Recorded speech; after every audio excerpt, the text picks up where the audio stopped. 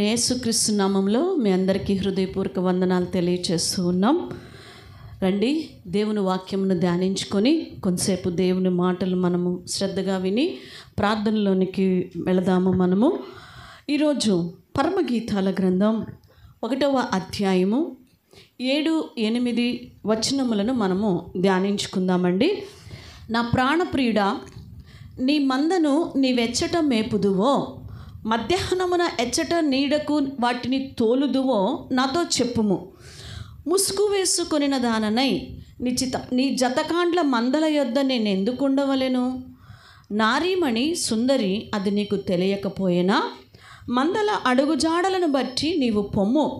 మంద కాపరుల గుడారముల యొద్ద నీ మేక పిల్లలను మేపుము. చూడండి, ఇక్కడ ప్రియురాలు ప్రియుడిని ఒక ప్రశ్న వేస్తూ ఉన్నది. తన ప్రియుడిని అడుగుతూ ఉన్నది, నీ మందను నీవు ఎక్కడ మేపుతున్నావు? మధ్యాహ్నాన ఏ నీడకు మీరు తీసుకువెళ్తూ ఉన్నారు అని అడుగుతూ, ముసుగు వేసుకున్న దాననై నేను నీ మంద దగ్గరికి ఎందుకు రావలను అని అడిగినప్పుడు ప్రియుడు చెప్తున్న సమాధానం, నారీమణి సుందరి, అది నీకు తెలియకపోయినా మందల అడుగుజాడలను బట్టి నీవు పొమ్ము.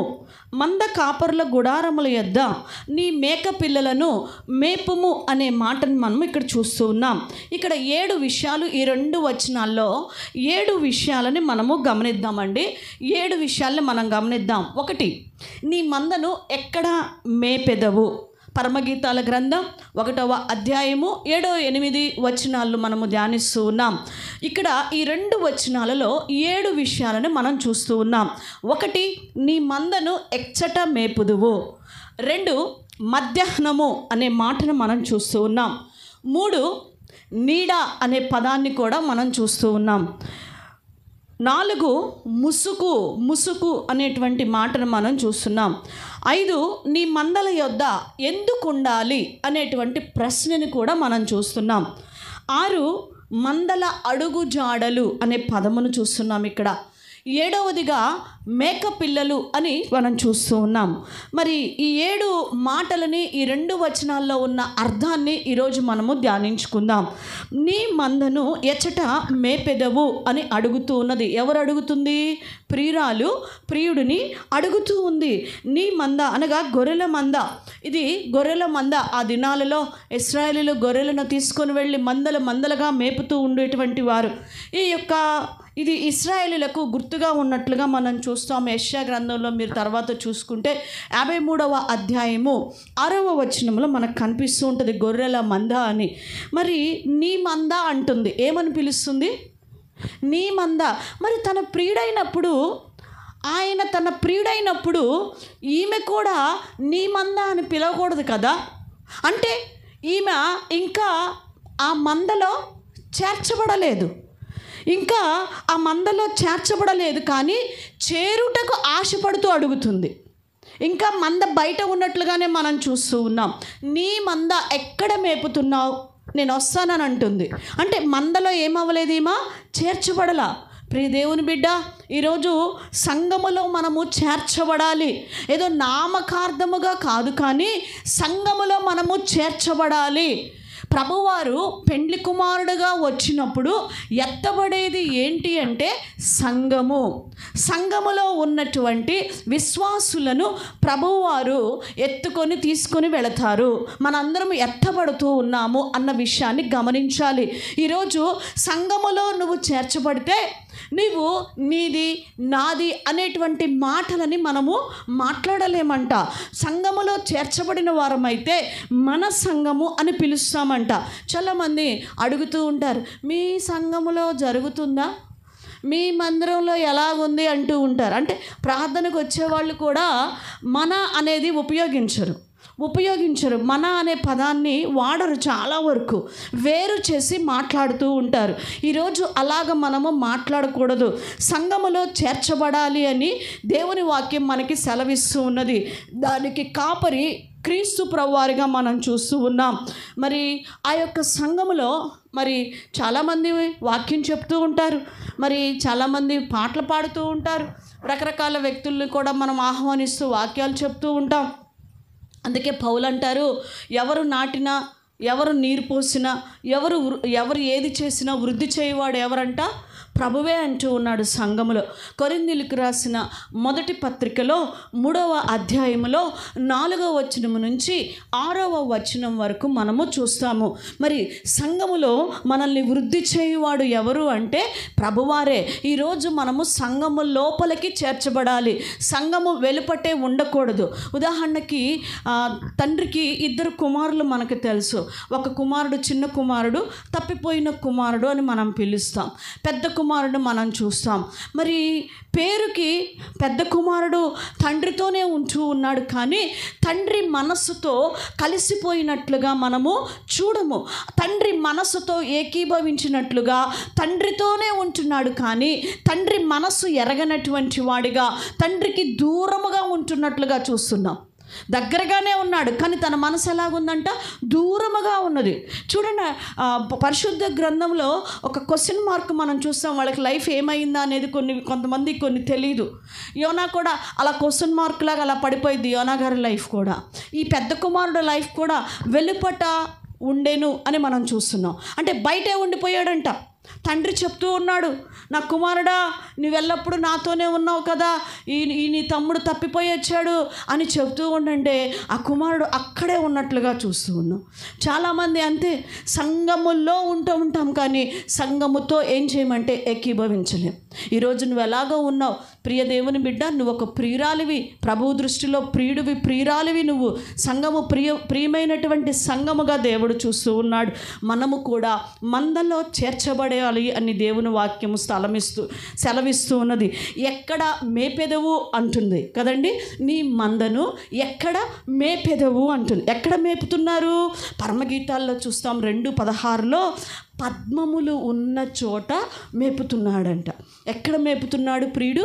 ఆ కాపరి పద్మములు అంటే ఏంటి? పుష్పములు. కీర్తనాకారుడు 23:1-2లో కూడా మనం చూస్తూ ఉంటాం. యెహోవా నా కాపరి, నాకు లేమి కలగదు, పచ్చిక గల చోట్ల నన్ను పరుండు చేసిన, అంటే మేపుతున్నాడు పచ్చిక గల చోట్ల. పద్మములు అంటే పుష్పములకు గుర్తు. ఈ యొక్క గొర్రెలకి ఈ యొక్క పద్మములు బలమైన ఆహారం అంట. ఈ పుష్పాలు అవి తిన్నప్పుడు చాలా బలంగా ఉంటాయి అంట. గడ్డి కన్నా కూడా ఈ పుష్పములను మేసినప్పుడు అవి చాలా బలముగా ఉంటాయంట. నువ్వు ఎప్పుడైతే సంఘములో చేర్చబడతావో, మన కాపరి అయిన క్రీస్తు మనల్ని కీర్తనాకారుడు చెప్పినట్టు 24:10లో చెప్పబడినట్లు మంచి గోధుమలతో మనల్ని ఏం చేస్తూ ఉంటాడు? తృప్తిపరుస్తున్నాను అంటూ ఉన్నాడు. మంచి గోధుమల పంటతో మనల్ని తృప్తిపరుస్తూ ఉన్నాడు మన ప్రియుడు. అవును, ఆత్మ సంబంధముగా, శరీర సంబంధముగా కూడా మనల్ని పోషించే దేవుడు. ఎప్పుడు అంటే సంఘములో చేర్చబడినప్పుడు. ప్రియ సంఘమా, ఈరోజు నువ్వు చేర్చబడ్డావా? సంఘములో చేర్చబడినట్లుగా మనం ఉంటున్నామో పరిశీలన చేసుకోవాలి. ఈమె 1వ అధ్యాయంలో 5వ వచనం వరకు మనము ప్రియుడితో మాట్లాడుతున్న మాటలు కొన్ని చూస్తూ ఉంటాం, కానీ ఇంకా మందలో చేర్చబడాల. కానీ ఆశ అయితే ఉంది చేర్చబడాలి అని ప్రియురాలికి. మరి 2వదిగా చూస్తున్నాం ఇక్కడ మధ్యాహ్నము. ఏమొస్తుందంటే మందను మేపుతున్నప్పుడు మధ్యాహ్నం వచ్చేస్తుంది, ఎండ వచ్చేస్తుంది. ఈ ఎండ శ్రమకి గుర్తు, ఈ ఎండ కరువుకి గుర్తు, ఈ ఎండ కష్టకాలానికి గుర్తు. అవును, ఈరోజు మనము సంఘములో చేర్చబడిన తర్వాత దేవుని బిడ్డలుగా మనము జీవిస్తూ ఉన్నప్పుడు కొన్ని శ్రమలు వస్తాయి, కొన్ని నిందలు వస్తాయి, కొన్ని అవమానాలు వస్తాయని మనం గుర్తుపెట్టుకోవాలి. ప్రియ సంఘమా, ఆ మధ్యాహ్నములో, ఆ శ్రమల్లో, ఆ కష్టములో, ఆ బాధలో ఏమడుగుతుంది? ఈ మధ్యాహ్నములో ఏ నీడను నువ్వు మందను మేపుతున్నావు? ఏ నీడకి నువ్వు తీసుకెళ్తున్నావు? అక్కడికి నేను వస్తా. ఎండ, మధ్యాహ్నము ఎండ, నేను అక్కడికి వచ్చేస్తాను అంటూ ఉన్నది. అవును, సంఘము కూడా నీడ అనగా మనకు తెలుసు. కీర్తనల గ్రంథం 91వ అధ్యాయము 1వ వచనంలో మనం చదువుతాం. చూడండి, కీర్తనలు 91:1, మహోన్నతుని చాటున నివసించువాడు సర్వశక్తుని నీడను. ఏ నీడనంట? మహోన్నతుడిని ఆశ్రయిస్తే నువ్వు ఏ నీడను ఆశ్రయించినట్లంట? సర్వశక్తుని నీడను ఆశ్రయించాడు. అవును, మరి నువ్వు మందలో చేర్చబడినాక, సంఘం అనే మందలో చేర్చబడిన తర్వాత నీ కష్టకాలములో, నీ శ్రమ కాలములో నువ్వు ఆశ్రయించాల్సింది మహోన్నతుని నీడను. ఆయనను మనం ఆశ్రయించినప్పుడు ఆయన నీ కష్టకాలములో నీకు తోడుగా ఉంటాడు. మనం ఎలాగైతే ఆ ఎండ వేళలో ఒక చల్లని నీడ కిందకి చేరినప్పుడు ప్రాణం ఎంత తెప్పరిల్లుతూ ఉన్నదో, ఈరోజు సంఘములో ఉన్న నీ జీవితంలో నువ్వు ఎదుర్కొనే ప్రతిదానికి కూడా ఆయన నువ్వు ఆశ్రయించినప్పుడు, మధ్యాహ్నం అనేటువంటి దినాలు నీ జీవితంలోకి వచ్చినప్పుడు నువ్వు పట్టుకోవాల్సింది దేవుని పాదాలని. హల్లెలూయా. ఏం పట్టుకోవాలంటే మనం దేవుని ప్రభుని పాదాలు పట్టుకోవాలి, ఆయనను ఆశ్రయించాలి. ప్రభా, నా పరిస్థితి ఏంటి ప్రభా, ఇది నా కుటుంబ పరిస్థితి ఏంటి ప్రభా, ఇది అయ్యా వ్యక్తిగతంగా నేను ఎందుకు మరి ఎదగలేకపోతూ ఉన్నాను, నా కుటుంబంలో ఎందుకు ఆశీర్వాదము లేకపోతా ఉంది, నా భర్త ఎందుకు రక్షించబడలేకపోతా ఉన్నాడు, నా పిల్లలు ఎందుకు ఒక ఉన్నత స్థితిలోనికి వెళ్ళలేకపోతా ఉన్నారు, అయ్యా ఎప్పుడు చూసినా లేమి తాండవిస్తూ ఉన్నదయ్యా, అయ్యా ఎప్పుడు చూసినా అసమాధానం నా కుటుంబంలో ఉంటున్నది ప్రభా అని ఆయన పాదాలను మనం గట్టిగా పట్టుకున్నప్పుడు మనకి ఒక మార్గమును, ఒక దారిని మనకి ప్రభు ఏం చేస్తాడు, చూపిస్తాడు. ఆయన దగ్గర మనకి ఆశ్రయము, సర్వశక్తుల నీడలో మనము విశ్రమించగలుగుతూ ఉన్నామని గుర్తుపెట్టుకోవాలి. అయితే ఆ తర్వాత మనం చూస్తూ ఉన్న 4వదిగా ఏమంటుంది ఆమె, ఒక ప్రశ్న వేసింది ఇక్కడ. ఏమని అడుగుతుందంటే, ముసుగు వేసుకొనిన ముఖముతో నేను ఎందుకు రావాలి అడుగుతుందండి. ఏమంటుంది, ముసుగు వేసుకొనిన దానినై నీ జతగాండ్ల మందల యొద్ద నేను ఎందుకు ఉండాలి అంటుంది. ముసుగేసుకొని ఎందుకు రావాలి అని అడుగుతుంది. అంటే ఇదొక విసుగుదలతో కూడినటువంటి ఒక ఏంటి ఇది, ఇలా ఎందుకు ఉండాలి, ఇలా ఎందుకు రావాలి అన్నట్లుగా అడుగుతూ ఉన్నది. అవును ప్రియ సంగమా, ముసుగు దీనత్వమునకు, తగ్గింపు స్వభావమునకి మనకి గుర్తు. ఈరోజు ప్రదానము చేయబడినటువంటి పెండ్లి కుమార్తె పెండ్లి కాకమునుపు ప్రదానము చేయబడిన తర్వాత ఏమి వేయబడుతుంది, ముసుగు వేయబడుతుంది. చూడండి, పెళ్లి కుమార్తెని స్టేజి మీదకి తీసుకువచ్చేటప్పుడు ఎలా తీసుకొని వస్తారు, ముసుగు వేసుకొని తెస్తారు. పెండ్లి అయిన తర్వాత ఆ పెండ్లి కుమారుడికి పెండ్లి కుమార్తెకి పెండ్లి అయిన తర్వాత ఆ పెండ్లి కుమారుడు ఆమె ముసుగుని ఏం చేస్తాడు, తొలగిస్తాడు, తీసివేస్తాడు. అవును, ఈరోజు ప్రదానము చేయబడిన పెండ్లి కుమార్తె ముసుగు వేసుకోవలెను. సంఘములో ఉన్న మన అందరము అనగా పెండ్లికి ప్రదానము చేయబడ్డాము క్రీస్తు ప్రభు వారితోటి. మనకి క్రీస్తు ప్రభు వారికి ప్రదానము చేయబడింది. ఎలా అంటే క్రీస్తు రక్తము ద్వారా, సిలువలో మరణించుట ద్వారా ఆయనకి మనకి ప్రదానము చేయబడింది. తిరిగి లెగిచినటువంటి ప్రభువారు, నేను మరలా తిరిగి రాబోతూ ఉన్నాను, ప్రదానము చేయబడిన నా సంఘమును వధువు సంఘముగా పెండ్లి కుమార్తెగా పెండ్లి చేసుకోబోతున్నానని చెప్పాడు. హల్లెలూయా. అయితే అప్పటి వరకు మనం ఎలా ఉండాలంట, ఇది తగ్గింపు స్వభావానికి గుర్తుగా మనము చూస్తూ ఉన్నాం. ముసుగు అనేది తగ్గింపు స్వభావము. అంటే పురుషులు ముసుగు వేసుకోవాలని కాదు, అంటే తగ్గింపు స్వభావముతో సంఘములో మనము జీవించాలి. అది వినయమునకు గుర్తుగా మనము చూస్తూ ఉన్నాం. ఆదికాండంలో మనం చూస్తాము, రిబ్కా మరి ఇస్సాకుకి ప్రదానము చేయబడలేదు, కానీ తన పనివాడు ప్రదానము చేసినట్లే ఒక లెక్క, తన పెండ్లి కుమారుడు లేకుండానే ప్రదానము చేయబడింది. అక్కడ రిబ్కాకి తన యజమానుడి గురించి చెప్పి కొంత గిఫ్ట్ ఇచ్చి ఆమెను తీసుకొని వస్తాడు. తీసుకొని వచ్చినప్పుడు అక్కడ దూరమున కనపడుతున్న వ్యక్తి ఎవరు అని అడుగుతుంది ఆమె. 24వ అధ్యాయంలో చూస్తాం, 64, 65 వచనాలలో ఈ సందర్భం మనకి కనిపిస్తుంది. ఆయనే నా యజమానుడు అని చెప్పగానే వెంటనే రిబ్కా ఏం చేసిందంటే, ఇస్సాకును చూచి ముసుగు వేసుకున్నట్లుగా చూస్తున్నాం. ఇది గౌరవానికి సూచన. సంఘమైన మనము కూడా దేవుని సన్నిధిలో గౌరవముగాను, భయభక్తులతోనూ, తగ్గింపు స్వభావముతోనూ, వినయ విధేయతలకు సూచనగా ఉన్నట్లుగా మనం చూస్తూ ఉన్నాం. ముఖ్యంగా స్త్రీ తన యజమానుని ఎదుట కనపరుస్తున్నటువంటి ఒక గౌరవము. ఇది ఒక గౌరవము.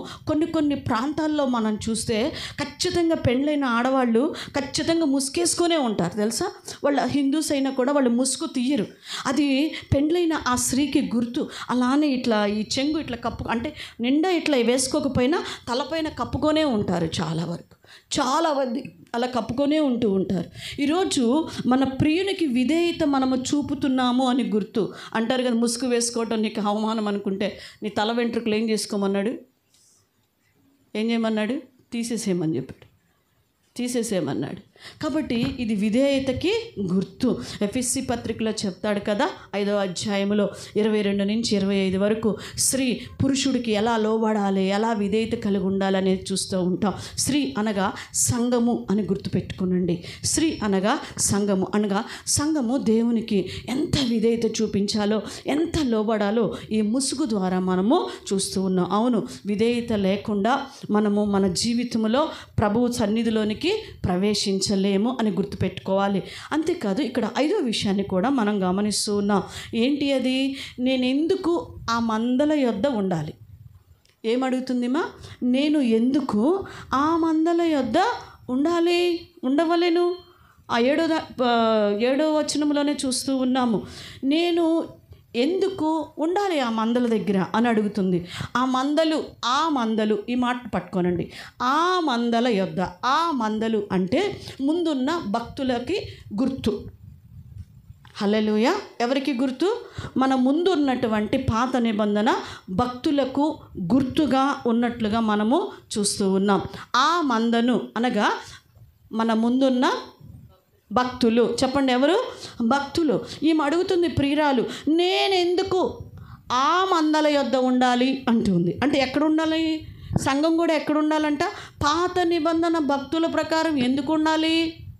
ఏంటిది అని అడుగుతూ ఉన్నాడు. అవును. అప్పుడు ప్రియుడేమంటూ ఉన్నాడు? మందల అడుగు జాడలను చూసి నువ్వు రా. నేను ఎక్కడ మేపుతున్నానో నీకు తెలియ. ఏ అడుగు జాడలు చూసి రమ్మంటున్నాడు? మందల్ని నేను ఒక చోట నుంచి మరొక చోటకి మధ్యాహ్నం టైంలో తీసుకువెళ్తాను కదా, అప్పుడు వాటి అడుగు జాడలు పడినప్పుడు అవి ఎక్కడున్నాయో, ఆ నీడ ఎక్కడ ఆశ్రయించి నీడలో ఉన్నాయో నీకు తెలిసిపోతుంది. కాబట్టి దేనిని ఫాలో అవ్వమన్నాడు? మందల అడుగులని. ఆ మందలు అంటే ఎవరు? పాత నిబంధన భక్తులు. ఈరోజు కొత్త నిబంధన ప్రకారముగా మనము సంఘముగా ఉన్న మనము పాత నిబంధనలో పరిశుద్ధముగా, పవిత్రముగా, దేవుని యందు భయభక్తులు కలిగి జీవించి మనకి మాదిరి ఉంచిపోయిన భక్తుల యొక్క అడుగు జాడలలో మనము నడిచినప్పుడు మన ప్రియుడైన మహోన్నతుడైన దేవుని నీడలో మనం ఏమవుతామంట? విశ్రమిస్తాము. హల్లెలూయా. ఆయన అడుగు జాడలలో, భక్తుల అడుగు జాడలలో మనము నడవాలి. అదే అంటాడు హెబ్రీ రాసిన పత్రికలో 12వ అధ్యాయం 1వ వచనంలో అంటాడు కదా, హెబ్రీ 12:1 ఇంత గొప్ప సాక్షి సమూహము అంటూ ఉంటాడు. ఎవరు ఆ సాక్షి సమూహము అంటే? భక్తులు, పాత నిబంధన భక్తులు, ప్రభువు కొరకు ప్రాణములను సైతము అర్పించిన భక్తులు, ప్రభువు కొరకు సమస్తాన్ని విడిచిపెట్టినటువంటి భక్తులు.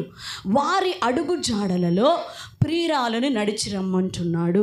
అనగా సంఘము వారి యొక్క అడుగు జాడలలో నడవాలని దేవుని వాక్యం మనకి సెలవిస్తున్నది. వారిని పోలి మనము నడుచుకోవాలి.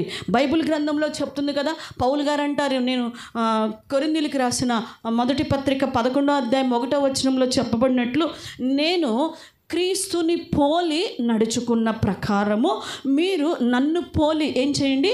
నడుచుకోండి అంటున్నాడు కదా. నన్ను పోలి అంటే మనం ఎవరిని పోలి నడుచుకోవాలి? ఇప్పుడు ఈ వచనాల ప్రకారం పాత నిబంధన మన భక్తులు, మన ముందున్న భక్తుల జీవిత అనుభవాలను బట్టి మనము నడుచుకునే వారిగా ఉండాలి.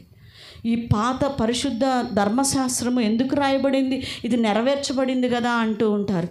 మనకి మాదిరి ఈ యొక్క పరిశుద్ధ గ్రంథము మనం ఎలా జీవించాలో, ఎలా జీవించకూడదో ఈ యొక్క పాత నిబంధన గ్రంథము మనకి నేర్పిస్తూ ఉంది. కొత్త నిబంధనలో ఉన్న భక్తులు కూడా, మరి పరిశుద్ధంగా జీవించినటువంటి అపోస్తులు కూడా వారిని చూచినట్లుగానే మనం చూస్తూ ఉన్నాం. పౌలు గారు ఎవరిని ఫాలో అయ్యారండి? ధర్మశాస్త్రాన్ని ఫాలో అవుతూనే పౌలు గారు కూడా మొదటి దినాల్లో జీవించాడు. పర్ఫెక్ట్గా ఉండాలి, అసలు ఈయన కాదు రక్షకుడు అనుకుంటూ అలా జీవించాడు. పాత నిబంధన భక్తుల్ని మనం ఫాలో అవ్వాలి. ఈ వచనం మనకి తెలియచేస్తూ ఉన్నది. ఒకటి, ప్రియురాలు అడుగుతుంది, నీ మందను ఎక్కడ మేపుతున్నావు అని. నీ మంద అంటే ఆమె ఇంకా మందలో చేర్చబడలేదు, కానీ చేర్చబడడానికి ఇష్టపడుతుంది. సంఘములో మనము చేర్చబడాలి. చేర్చబడితే ఇది నా మందిరం, ఇది నా సంఘము, ఇది నా దేవుని పని, ఇది మనం కలిసి చేయాలి అనే మనసు మన జీవితంలో వస్తుంది. ఈరోజు ఒకే కుటుంబంలో ఉంటాం, కానీ వేరువేరుగా మాట్లాడుతూ ఉంటాం. నీ కొడుకు వచ్చాడు, నీ కూతురు వచ్చింది, మీ ఆయన వచ్చాడు, ఇట్లా మాట్లాడతాం. అంటే వాళ్ళు ఐక్యత అనేది అక్కడ కనిపించట్లేదు. ఎక్కడ మేపుతున్నావు అంటే, ఎక్కడ మేపుతున్నాడంట? పద్మములు ఉన్న చోట. అనగా పద్మములు అనగా పుష్పాలు. ఆ పుష్పాలు గొర్రె పిల్లలకి ఎంతో బలాన్ని ఇస్తాయి. అవి తిన్నప్పుడు తెలుసా, చాలా శక్తి కలిగినగా ఉంటాయి. ఆ విధంగా మేపుతున్నట్లుగా మనము చూస్తూ ఉన్నాం. మధ్యాహ్నం అనగా శ్రమలకి గుర్తుగా మనం చూస్తూ ఉన్నాం. మన శ్రమ కాలంలో ఎక్కడికి వెళ్ళాలంట? ఆ నీడను చూడటానికి. మధ్యాహ్నంలో నీడను ఆశ్రయిస్తుంది. ఆ నీడ క్రీస్తే. ఆ నీడకు మనం వెళ్ళాలి అంటే మనము తగ్గించుకున్న స్వభావం, ముసుగు వేసుకున్న వారముగా అనగా విధేయత కలిగిన వారముగా, తగ్గింపు జీవితము కలిగినటువంటి వారముగా, మన ముందున్న భక్తులు నడిచిన అడుగు జాడలలో మనము నడిచినప్పుడు మనము ఆ నీడను ఏం చేయగలుగుతాము? ఆశ్రయించగలుగుతాము. ఇక్కడ మరొక మాట కూడా మనం చూస్తూ ఉన్నాం. ఏంటది? 7వదిగా మేక పిల్లలను. ఏంటంట? మేక పిల్లను చూడండి. మంద కాపరుల గుడారముల యొద్ద నీ మేక పిల్లలను మేపుము అని ప్రియుడు ప్రియురాలికి చెప్తూ ఉన్నాడు. మేక పిల్లలను మేపమంటున్నాడు. ఇక్కడ ఒక విషయాన్ని మనం గమనించాలి. మేక పిల్లలు అనగా మారు మనసు లేని వారికి సాదృశ్యం. మేక పిల్లలు ఎవరికి సాదృశ్యం? మారు మనసు లేని వారికి. మారు మనసు లేనటువంటి వారికి, నామకార్థంగా జీవించే వాళ్ళకి సాదృశ్యం. పిల్లలు అనగా మనకి ఏం గుర్తు రావాలంటే మేక పిల్లలు. పిల్లలు అంటే అనుభవం లేనివారు, బలము లేనివారు. అవునా కాదండి? పెద్దవాళ్ళకు ఉన్నటువంటి బలము, అనుభవము పిల్లలకు ఉంటుందా? ఉండవు. మేక పిల్లలు అంటే అవి బలము లేనివి, అనుభవం లేనటువంటి వారికి గుర్తుగా కూడా మనం చూస్తూ ఉన్నాం. అయితే మరి ప్రభువారైతే ఈ బలము లేని వారిని కూడా బలపరుస్తున్నట్లుగా చూస్తామండి. ఒక్కోసారి ఈ మేకకు ఉన్నటువంటి లక్షణాల్లోనే చాలామంది జీవిస్తూ ఉంటారు. మనము గనక చూసుకున్నట్లయితే ఈ మేకకు ఉన్నటువంటి ఒక తత్వాన్ని మనం చూస్తే, గొర్రెపిల్ల కానీ, బాగా వినండి, గొర్రెపిల్ల కానీ మార్గంలో అలాగా తన ముందు ఉన్నటువంటి ఆ గడ్డిని మేస్తూ ముందున్న గొర్రెల్ని ఫాలో అవుతూ వెళ్ళిపోతాయి. చక్కగా తిన్నని మార్గంలో గొర్రెలు వెళ్ళిపోతూ ఉంటాయి. మేక అలా కాదు. మేక కానీ మేకపిల్ల కానీ అలా వెళ్ళవు. గమనించండి, ఈసారి గొర్రెల మందలు వచ్చినప్పుడు అలా వెళ్ళవంట. అవి చాలా గడుసుగా ఉంటాయి అంట.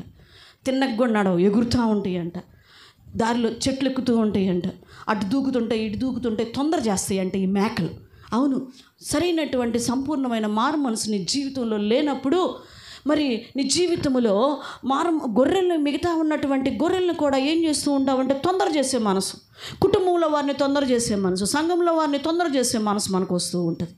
ఈరోజు అందుకే దేవుడు ఏం చెప్తున్నాడంటే, ఈ మందల్ని బయటికి తీసుకురావాక ఎక్కడ మేపమంటున్నాడు? చూడండి ఆ మాట మళ్ళా చదవండి. మంద కాపరుల, ఎక్కడ? మంద కాపరుల గుడారముల యొద్ద. ఎక్కడ మేపమంటున్నాడు? గుడారములో మేపు. ఎక్కడ? కాపరి, మంద కాపరి యొక్క గుడారం ఉంది కదా, ఆ గుడారములో మేపు. అలాంటి వాళ్ళని సంఘములో మేపాలి, సంఘములో బలపరచాలని దేవుని వాక్యం మనకి సెలవిస్తూ ఉన్నది. అలాంటి బలహీనులకి. అందుకే కొరింథీయులకు రాసిన పత్రిక 3వ అధ్యాయము 1-2 వచనములు అంటాడు, మీకు బలము చాలనందున నేను ఎలా పెంచుతూ వచ్చాను, ఇదిగో పాలతో మిమ్మును పెంచితిని అంటున్నాడు. మీరు ఇంకా శరీర సంబంధులై ఉండటం వలన మీరు బలహీనులై ఉన్నారు అని దేవుడు మాట్లాడుతూ ఉన్నాడు. ఇంకా ఆత్మీయంగా బలం పొందుకోలేకపోతున్నావు. ఈ మేకపిల్లలాగా గంతులేస్తున్నావు, మేకపిల్లలాగా అల్లరి చేస్తున్నావు. దేవుని సన్నిధి, దేవుని పరిచర్య, దేవుని యొక్క మరి శక్తి ఏమని అర్థం చేసుకోలేకపోతూ ఉన్నావు. అదేదో ఆషామాషిగా అయిపోతూ ఉంది. ఈరోజు రక్షింపబడిన నీ జీవితంలో ప్రియ సంగమా, ఈరోజు మనం ఎలాగున్నామో పరిశీలన చేసుకోవాలి. చూడండి ఎంత చక్కగా పరిశుద్ధాత్మ దేవుడు ఈ వచనముల్లో మరి మందలో ఉన్నటువంటి గొర్రెలమైన మనతోటి, సంఘములో ఉన్న మనతోటి, మనందరితోటి దేవుడు మాట్లాడుతూ ఉన్నాడు. ఈ మేకల వలె కాకుండా గొర్రెల వలె మనం ఉన్నప్పుడు, ఈ మందలో చేర్చబడినప్పుడు ఉన్నప్పుడు ప్రియుడైన యేసు సంఘముగా వస్తూ ఉన్నాడు. సంఘమును వధువు సంఘముగా ఆయన తీసుకోబోతూ ఉన్నాడు. ఈరోజు మనం ఎలాగున్నామో ఒకసారి పరిశీలన చేసుకోవాలి. ఈరోజు ఇంకా మందలో చేర్చబడినటువంటి వారముగా, శ్రమల్లో ఇష్టానుసారంగా మరి అటు ఇటు వెళ్ళిపోతూ, ఎండలో అనగా శ్రమల్లో ఇష్టానుసారమైన మార్గాలను ఎంచుకుంటూ ఉన్నావేమో, మహోన్నతుని నీడని ఆశ్రయించలేకపోతూ ఉన్నావేమో, ముసుగనే విధేయత నీ జీవితంలో, మన జీవితాల్లో ఇంకా రాలేదేమో. మన జీవితంలో పరిశీలన చేసుకోవలసిన వారముగా ఉన్నాం. ఆ మందరికి వెళ్ళాలంటే ఈ విధేయత కలిగి మనం దేవుని బిడ్డలు నడిచినటువంటి భక్తి మార్గములో నడవడానికి ఇష్టపడట్లేదేమో. అబ్బో చేశారులే, అబ్బో వాళ్ళు వెళ్ళారని మేము వెళ్ళాలా, వాళ్ళు చేశారని మేము చేయాలా, వాళ్ళు ఉన్నారని మేము ఉండాలా, మేము ఇలానే ఉంటామని మనము అనుకోకూడదు. మన ముందున్నారు దేవుని బిడ్డలు, అనుభవం కలిగిన వారు ఉన్నారు. సంఘముల్లో కూడా వారు భక్తిలో వెళుతూ ఉన్నప్పుడు మనము దేవుని చిత్తానుసారముగా, వాక్యానుసారముగా ఉన్నదో లేదో పరిశీలన చేసుకుంటూ ఫాలో అవటంలో తప్పు లేదు. ఈరోజు మనం అందరం ఎలాగున్నామో పరిశీలన చేసుకునే వారిగా ఉండాలి. అయితే ఆ మందని, తన దగ్గర ఉన్న మందను ఎక్కడ మేపమంటున్నాడు? గుడారముల్లో పెట్టి మేపమని చెప్తున్నట్లుగా మనం చూస్తూ ఉన్నాము. కాపరి ద్వారా మేపమంటూ ఉన్నాడు. అవును, అందుకే ఈరోజు మేక లక్షణాలు ఇంకా పోలా. అందుకే దేవుడు సంఘములో ఒక కాపరిని పెడుతూ ఉన్నాడు. ఆ కాపరి ద్వారా ఆయన, మన ప్రధాన కాపరి అయిన క్రీస్తు ద్వారా మనందరము కూడా బలపరచబడుదుముగాక. ఆమేన్. మోకరించండి, ప్రార్థన చేసుకుందాం. ప్రభు సన్నిధిలో ప్రార్థన చేసుకుందాం. పరిశుద్ధుడా, ప్రేమగల తండ్రి, మీకు వందనములు, స్తోత్రాలు చెల్లిస్తూ ఉన్నాం నాయన. అయ్యా, ఇదిగో నా తండ్రి, నా ప్రాణప్రియుడా, నీ మందను ఎచ్చట మేపుదువో చెప్పమని అడుగుతున్నది. అవును ప్రభా, ఇంకా ప్రియురాలు మందలో చేర్చబడలేదు, ఆశ కలిగి ఉంది ప్రభా. ఈరోజు అనేకులకి పరిచర్య చేయాలని ఆశ నాయన, ప్రార్థన చేయాలని ఆశ, మందిరానికి వెళ్ళాలని ఆశ నాయన, ఇదిగో దేవునికి ఎంతో ఇవ్వాలని ఆశ, ఎన్నో ఆశలు ఉన్నాయి. కానీ ఇంకా చేర్చబడలేదు ప్రభా. చేర్చబడినట్లుగా వారి జీవితములు సరి చేసుకోవడానికి ఇంకా సహాయమును దయచేయండి, బలపరచండి. పద్మములతో ఆ యొక్క మందను బలపరిచినట్లుగా నీ వాక్యం అనేటువంటి ఆహారముతో మమ్మల్ని బలపరచమని వేడుకుంటూ ఉన్నాము తండ్రి. తండ్రి, మాకు సహాయము దయచేయండి నాయన. మాకు శ్రమల్లో, మా కష్టకాలంలో నా ప్రభా, ఇదిగో నాయన మహోన్నతుడైన నీ నీడను మేము పరిగెత్తుకుని వచ్చేవారుగా మా నాయన విధేయత కలిగి జీవించడానికి మాకు సహాయమును దయచేయండి నా ప్రభా. కృప చూపించండి నాయన. మా ముందు ఉన్న పరిశుద్ధులు నడిచినటువంటి ఆ యొక్క మార్గములో మేము నడుచుచు నిన్ను మహిమపరిచే జీవితాన్ని మాకు ఇవ్వండి నాయన. మేకల వలె నాయన ఎగురుతూ త్రోవ తప్పే వారిగా మేము ఉండకూడదు నా ప్రభా నాయన. అయ్యా, ఇదిగో ఒక కాపరి కిందనే నాయన, కాపరి గుడారము కింద ఉండి నాయన, గుడారము దగ్గర ఉండి మా నాయన బలపరచబడమని చెప్పుచూ ఉన్నారు ప్రభా. అవును, మేము మా ప్రధాన కాపరివైన నీ చేతి క్రింద మేము అందరము దాగి ఉండటానికి మాకు సహాయం చేసి మమ్మల్ని బలపరచండి. ఈ వాక్యం విన్న బిడ్డల్ని మీరు అభిషేకించండి నాయన. ఇగో ఏ విషయంలో ప్రార్థన చేసుకుంటూ ఉన్నారు ఆ విషయంలో యేసు నామములో జయము పొందుదురు కాక. ఆ బంధంలో బిడ్డలందరూ కూడా చేర్చబడుదురు కాక, వారి వారి కుటుంబాలతో చేర్చబడుదురు కాక. అట్టి కృప ఆశీర్వాదం బిడ్డలకు అనుగ్రహింపమని వేడుకుంటూ యేసు నామములో ప్రార్థన చేస్తూ వేడుకుంటున్నాం తండ్రి. ఆమేన్, ఆమేన్. God bless you. దేవుడు మిమ్మల్ని దీవించును గాక. మోకరించండి, ప్రార్థనలో గడపండి. మీ కొరకు సంఘములో ప్రార్థన చేస్తూ ఉన్నాము. ధైర్యంగా ఉండండి. మీ ప్రతి అవసరత కూడా ప్రభువు తీర్చును గాక. God bless you.